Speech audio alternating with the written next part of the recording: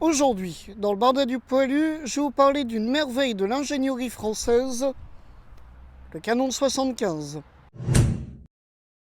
Le canon de 75 modèle 1897, c'est le canon le plus iconique de l'artillerie française de la Grande Guerre.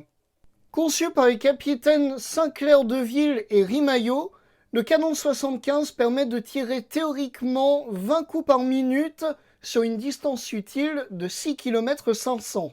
Il se révélera efficace lors de la guerre de mouvement, notamment lors de la victoire de la Marne en septembre 1914.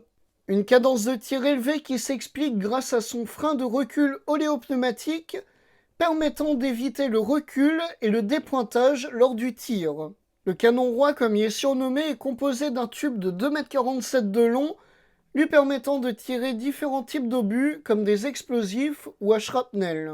D'une culasse avec un percuteur qui s'actionne grâce à un tire-feu, d'un affût avec une plaque de blindage, d'un organe de visée et du fameux système de frein de recul, pour un total d'1,14 tonne, faisant du 75 un canon de campagne léger et mobile grâce à ses roues en bois.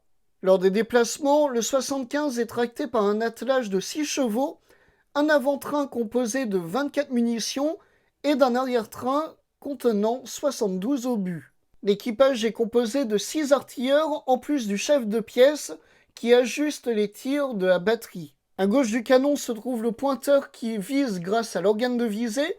À droite se situe le tireur qui actionne la culasse et déclenche le feu, et le chargeur qui introduit les obus.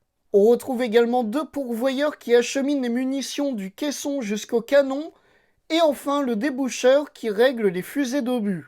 Au-delà du canon de campagne, le 75 connaîtra d'autres versions, notamment pour le tir antiaérien, ou encore adapté pour les chars Saint-Chamond. Ce ne sont pas moins de 5400 canons de 75 qui seront en service en 1918.